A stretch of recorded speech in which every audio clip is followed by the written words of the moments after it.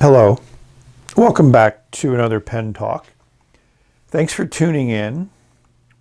Yes, it's another pen from China. It's another Kaco pen from China. Nice frosted plastic case. Some labeling on the front. They always have an interesting little slogan. We flip it over, we'll see it's a retro. A classical fountain pen. If we scroll across here, it looks like there's a date code there of September 7th, 2018, so that may have been when the pen was made. And there's a little inventory label. So enough with packaging, let's really look at why this pen is here. Nicely done case. I mean, you don't need a lot of expensive packaging to keep a pen safe and to make it a giftable item. So this pops out. I got orange because I was in an orange mood. I've been in an orange mood. That is certainly a unique clip. But that's interesting. I have to admit that that's unique, and Kaco has designers design their pens, and I would say this definitely has a designer's influence. We have a kind of a logo here at the back of the cap, but that's the only thing that's there. As you would expect, it's a pull-off cap, and we see a section, same material as the rest of the barrel, looks like an ink window there, and we see a hooded nib. Yes, we've been into hooded nibs lately. And this one looks to be the classic design. The barrel unscrews. Takes a little bit of effort. And we see an empty barrel because the converter is here in the package. It's nice that a converter comes with this, that it was packaged with the converter. You know, it looks like the converter in the M100. So I guess maybe whatever factory is making converters, they're pumping these plastic ones out and people are using them. Standard international design.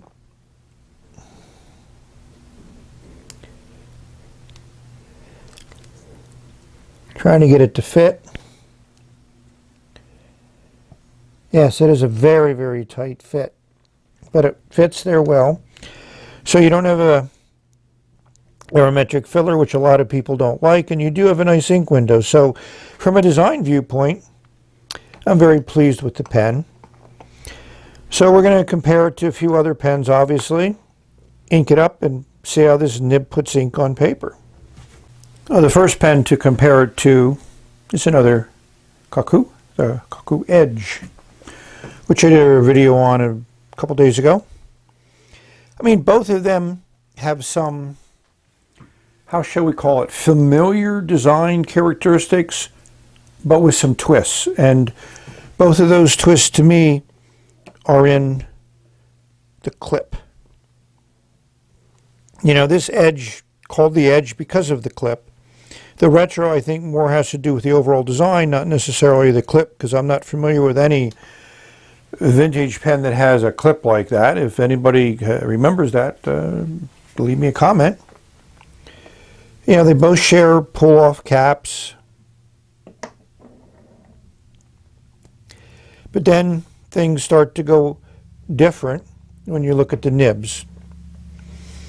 So we have a classic nib in the Edge and a hooded nib, a standard hooded nib in the retro.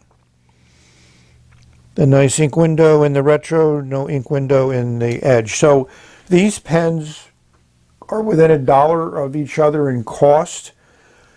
If I could only have one of these, I would definitely get the Edge. I mean, I have a lot of retro style hooded nibs, and as we'll see, this one writes fairly well, but I have a lot of them that write fairly well.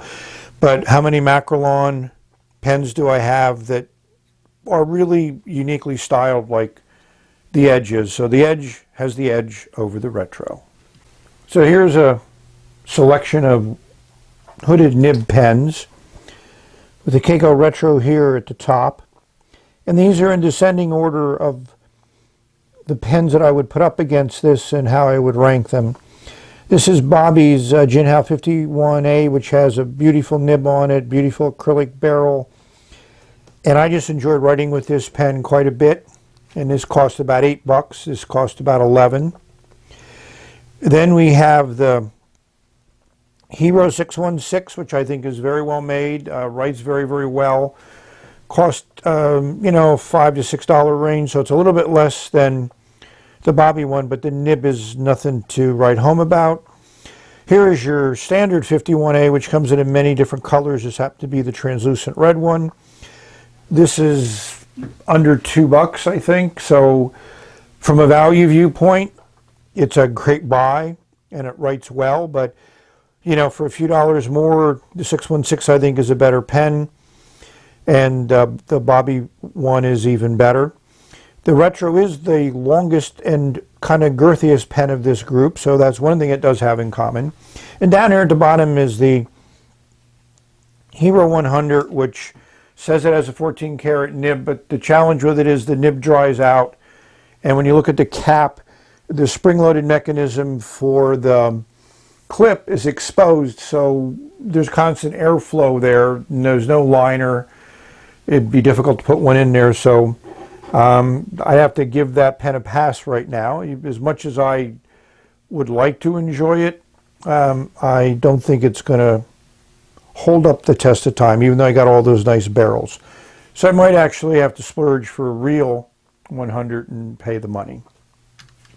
So here they are posted. I thought it'd be good to show you how the pen looks in its operational form. Can't do anything with the capped pen. So the color scheme is nice. The ink window is nice in the Retro. The downside to Bobby's pen with the nice acrylic barrel is it has a plain black section, but then the section is a substantial improvement over the section in the normal 51A. Here's a 616, which also has a pseudo ink window. I think it kind of works, but it's kind of small, not as effective as the Retro one. The section is the same color as the barrel, which is nice. The 51A is also nicely done with the section the same color. The nib sticks out a little bit more on the 51s, slightly less on the 100s, and the 616 and the Retro, about the same amount of nib sticks out. So I don't find a lot of difference in how much of the nib sticks out as far as writing, as far as it's staying wet. Writing first time, they all seem to seal up pretty well and write, except for the 100. I filled the pen up. Of course, what ink to use? I've been trying to use some inks that I picked up, and yes, I'm remiss in doing my orange ink video, but then I have my teal ink video and a few other places that I need to do some work on, but hey, whatever I'm in the mood for is what I do. So this is 3 up and downs, because I didn't do anything to flush this or clean it out, but I do that to ensure that there's a nice ink flow in and out of the nib and feed, and if there is anything left over from the manufacturing process, hopefully the ink has flushed it out. And as you can see, that's a pretty full fill there, and I got that on the second up and down. I got this Diamond Blaze ink about a month or so ago at the local, the pen thing, the pop-up store in town. I mean, it's a nicer color orange than I had originally thought from playing around with it. Here's your chromatography. I mean, that's a pretty pure orange. A little bit of red at the very edge there.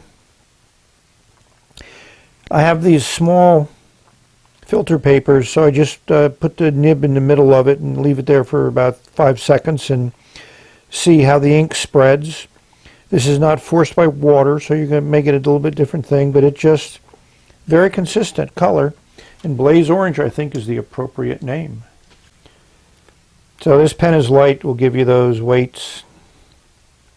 Cap pulls off easily, but it does securely snap in place. It covers that ink window, which to me makes it a nice clean design.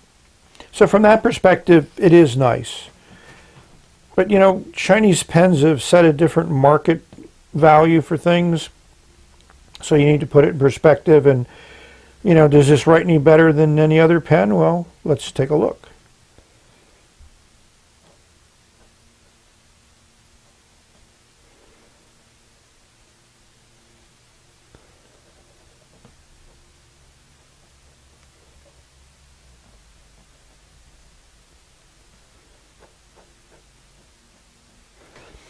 Now, it writes like every other nice hooded nib I've ever had. Yeah, it lays down a decent patch of ink. So that's nice. These nibs can be very dry. This ink, I think, is a little bit slow drying. Not extremely, but a little bit more than other inks, especially on this paper, this Fabriano paper. So how would I rate this pen? Tough one. I'm going to give it an 8.2. I can't do any higher because of the nib, and the writing experience is similar to every other hooded nib. Styling is nice, but is it worth the price? Nice packaging. Again, that's something that you would have to decide as the potential owner of this pen. So I just thought it'd be good to just kind of compare a little bit of some other pens. Here's the 616. Notice it wrote first time every time. This nib is not quite as smooth as the Kaco Retro. That's pretty smooth for an extra fine hooded nib. Then we're going to do the base 51A.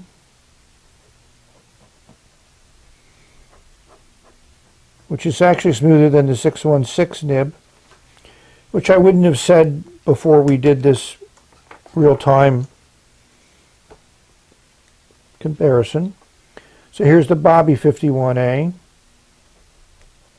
and there is no comparison between this nib and any of the other ones. That is really, really smooth. And that's Papier Plume Violet. It's 51A has in it, frankly, Scarlet, and the 616 has in it some green ink. So that's where we're at. So thank you for watching. Yeah, it's really an extra fine nib. But it's still, you know, as you can see, it lays down a decent patch of ink.